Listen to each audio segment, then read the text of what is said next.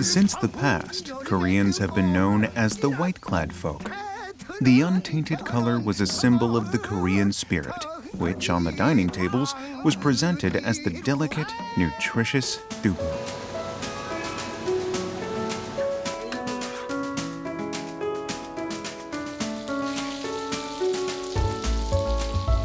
Also known as bean curd or tofu, dubu has been on Korean tables for thousands of years.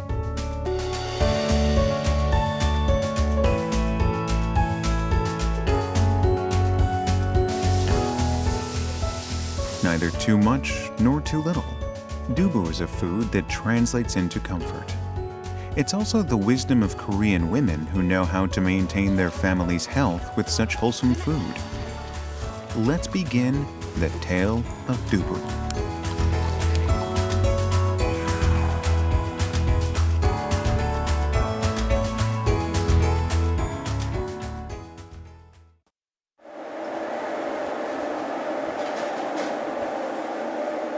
It starts from these small beans, but the taste and the nutritional value go beyond.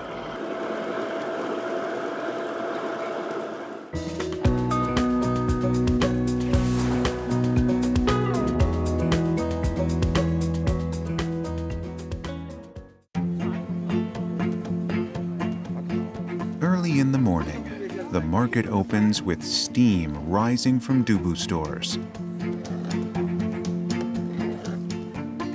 The savory aroma of freshly made dubu halts the footsteps of passers-by.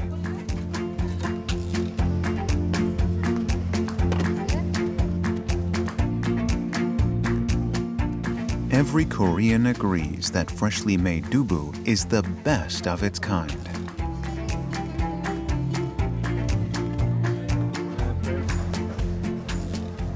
너무 맛있네요.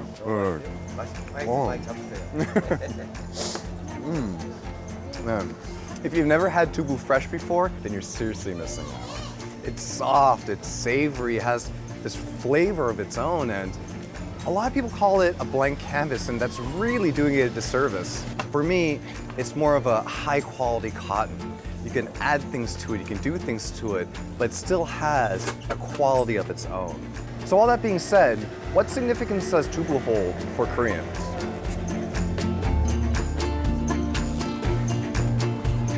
From markets to supermarkets and local grocery stores, dubu is one of the most widely available ingredients in Korea. It is that common in Korean cuisine.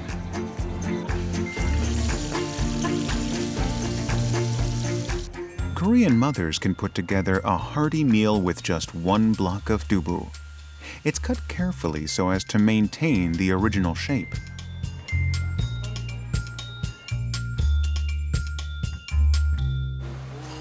Dubu can be fried, put into stew and soup, or made into side dishes or finger foods to go with drinks.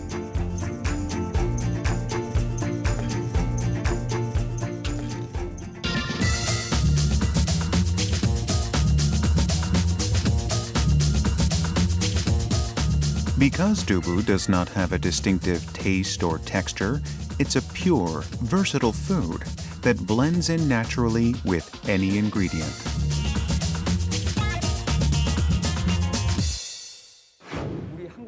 Korea had an agricultural society, so there weren't many sources of protein. The only protein available came from beans, and dubu became the most widely enjoyed protein food. Women in elite families had to know how to make dubu, as they were expected to have the wisdom to look after their family's health. As recently as the Joseon dynasty, dubu was only available to the royalty or aristocracy. The dubu used at important events or rituals at the royal court was specially made at temples. They were known as Jopo temples.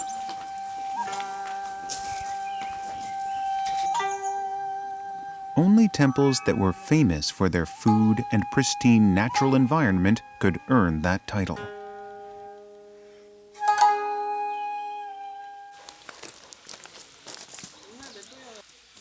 Their dubu was a sacred food offered to Buddha and presented at national ancestral rites.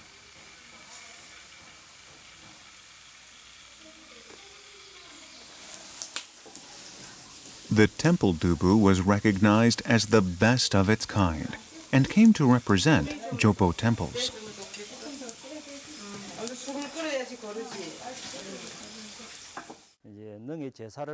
This temple acted as a Jopo temple for royal ancestral rites. Dubu is always presented at ancestral rites. The Jopo temple makes dubu and offers it to Buddha.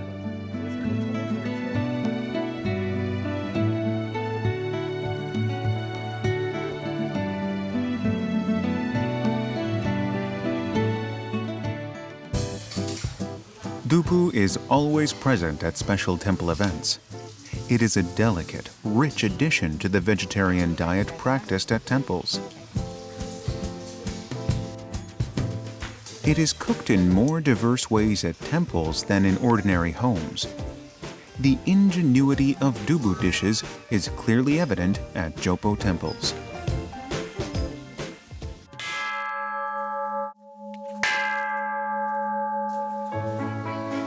For monks, dubu was the only way they could consume protein.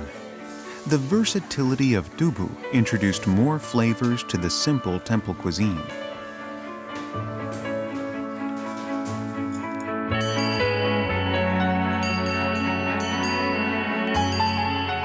The public got a taste of this delightfully warm and savory food at the end of the Joseon dynasty. In the 70s and 80s, the bells of dubu vendors were the sounds that appeased the hunger of the common people.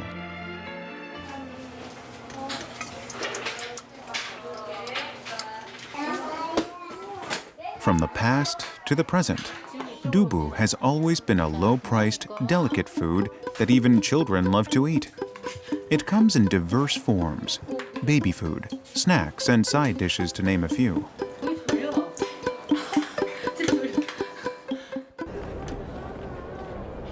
고생 많았죠. 두부처럼 하얗게 살라고 다시는 죄 짓지 말란 뜻으로 먹는 겁니다. In Korea, there is a custom of giving a block of white dubu to those released from prison. 형아, 두부는 이제 그만 좀 먹자. Dubu was also given to weaning babies with a weak digestive system. It protected their stomachs while providing nourishment.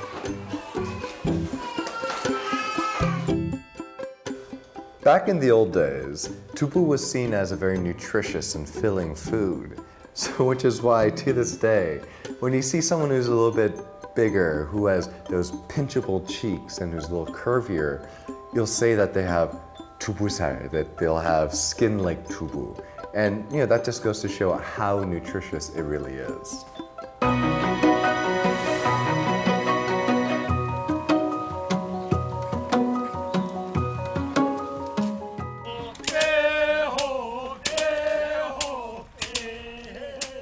Koreans refer to dubu as beef that grows in the fields because of its high protein content, which can be compared to that of beef. This is why Koreans have developed a myriad of bean-based dishes to consume plentiful protein.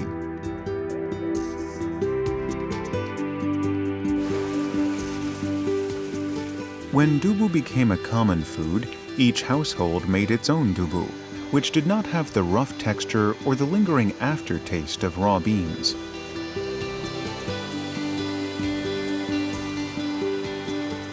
Koreans learned from experience that dubu, made from ground boiled beans, was much more nutritious than raw beans themselves. Even today, Koreans prefer to eat beans in the processed form. Although beans are high in nutrients, their hard texture makes them difficult to digest. So the fascinating thing about soybeans are that when eaten on their own, you only absorb about 60% of the nutrients. But when you turn it into dubu, the nutrient levels, they skyrocket up to 95%. And yeah, sure, dubu, it's a simple food, but the manufacturing of it is anything but.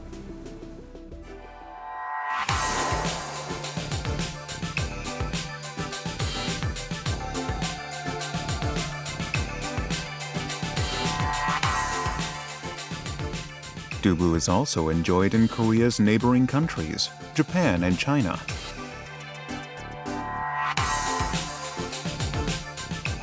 The history of dubu actually began in China, where it was coincidentally discovered in the 2nd century BC.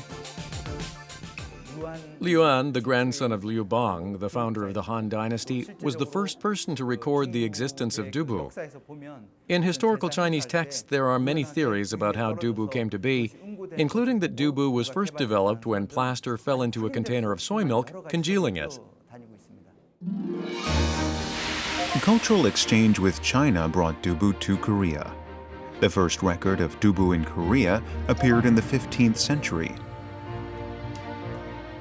According to the text, Koreans immediately fell in love with this bean product. They quickly came to appreciate its ability to boost their appetite and energy.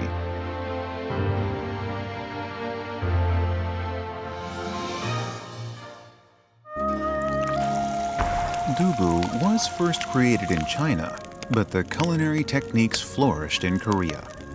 Historical texts even state that the Chinese royalty were envious of the dubu-making talent of Korea's royal servants.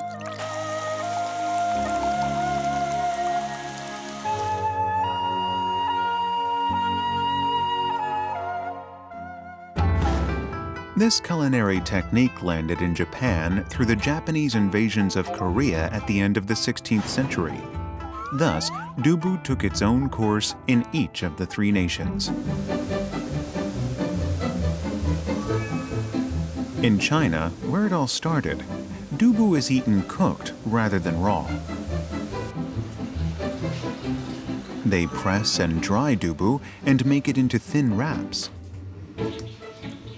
Or mash white dubu with eggs and deep fry it in ball shapes to make a stir fry.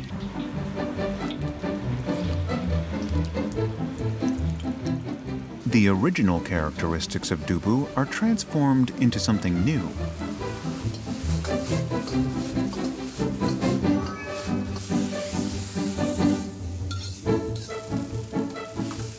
One Chinese dubu dish has become a delicacy enjoyed worldwide: mapo tofu.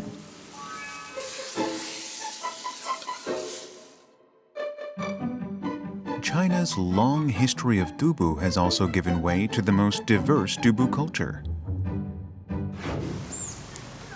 This is a Japanese grocery store in Seoul. One of the most sought-after ingredients here is Japanese-style dubu. People who studied culinary arts in Japan come to Korea and open restaurants, then come to our store to buy ingredients. Japan has a wide variety of dubu dishes, so the demand for these ingredients is rising in Korea. In Japan, dubu is preferred in its colorless, odorless, and tasteless form.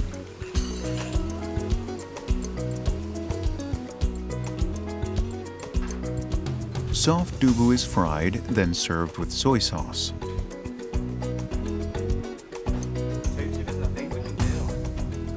And so is cold dubu.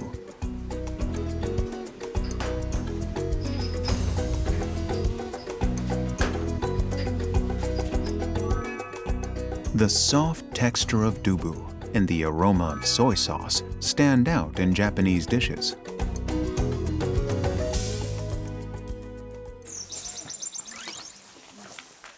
In Korea, dubu dishes take on a completely different style. They tend to be savory and salty. Dubu is often pan-fried or added to various stews.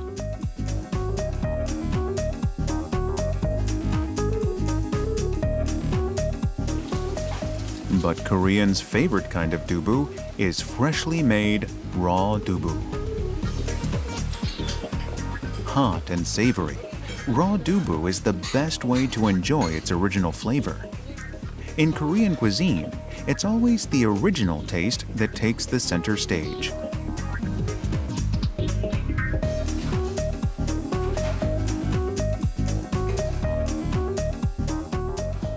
Dubu bosan, or dubu and boiled pork wrapped in vegetables, is great with drinks. Soft dubu, which is fragile and high in water content, is a favorite lunchtime choice.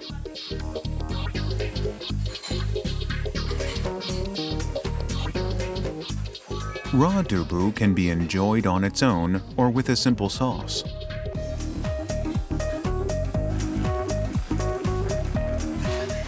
Then there's also dubu jeongol. Koreans' love for dubu is expressed in many ways.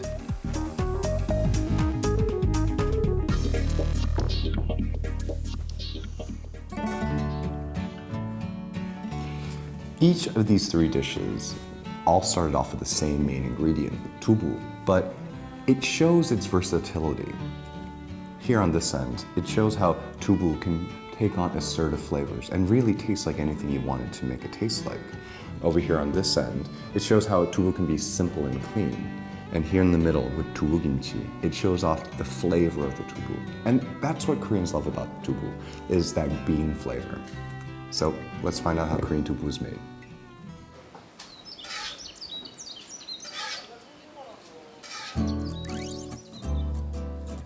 Dubu is always made early in the morning because it must be made and eaten on the same day. The first step is to soak clean beans in water for 27 hours before grinding them with a grinding stone.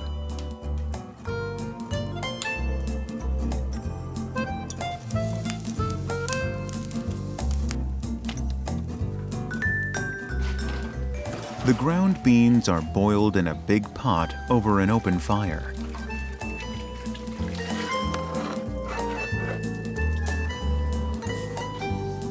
The paste must be stirred constantly to keep it from sticking to the bottom of the pot. This effort is what determines the flavor of the final product. The boiled beans are squeezed in burlap fabric. This process will determine the quality and quantity of dubu.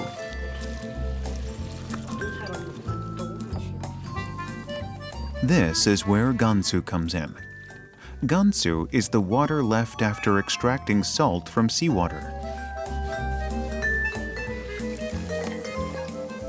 It's a coagulant, an essential ingredient for making dubu.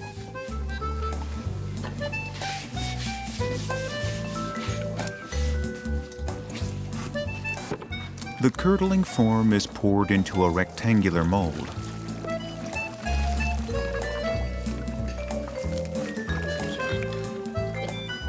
The dubu is wrapped in cloth and pressed with a heavy stone to remove excess water. And that marks the end of the process.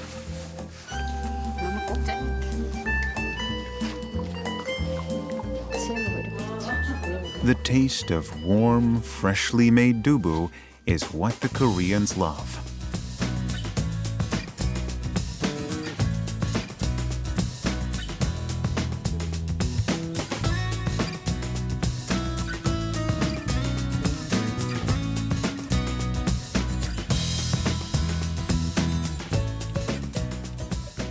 As dubu started becoming more popular here in Korea, it started to evolve.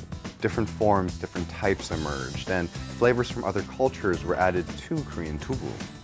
So, then how do Koreans today enjoy their dubu?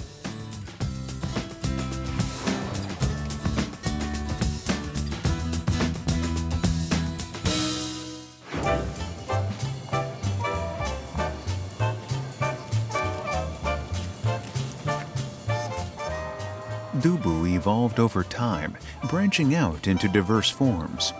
New varieties can be created by controlling the hardness of dubu, while the flavor and the composition remain largely the same.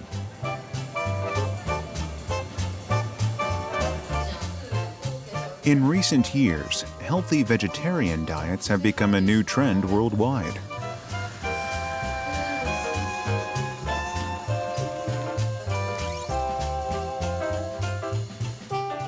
Dubu is on the menu of almost every vegan cafe. It's a great alternative for meat, as it's rich in plant-based protein and fats.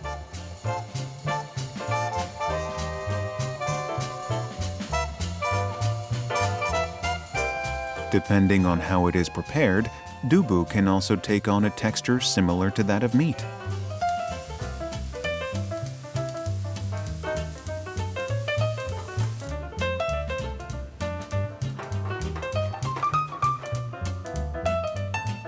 A full meal, a dessert, or a salad.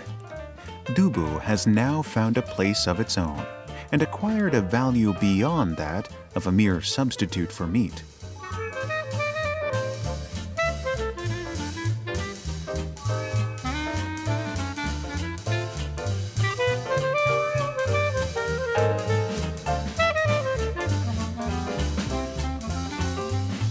This is why dubu is included in vegetarian diet.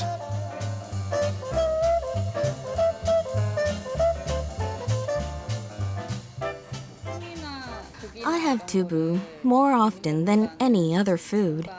It goes well with salads and all kinds of dishes. And it's tasty and filling.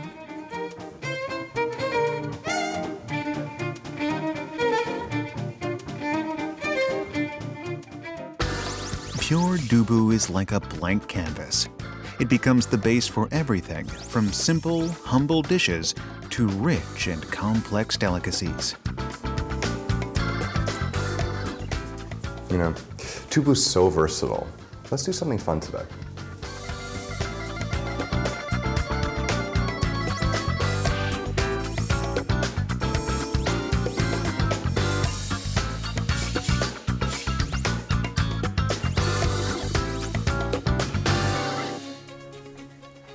So I've just made a dubu sandwich with very non-traditional Korean, very global flavors. I've even made the mayonnaise out of dubu as well. And it just goes to show how versatile dubu can be. It takes on other flavors very well. You can even add flavors to it. And that's the thing about dubu. It's kind of like your favorite actor. It's happy to play the star, but it's also great in a supporting role as well. So it's humble, yet it's powerful. And really, dubu is kind of the unsung hero of Korean cuisine. A product of nature molded with human wisdom. For Koreans, dubu is a food that has gently but steadily supported them through everyday life.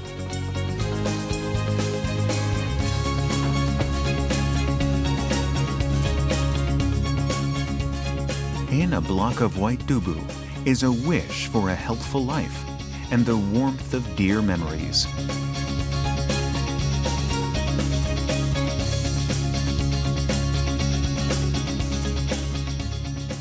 A beloved food for all.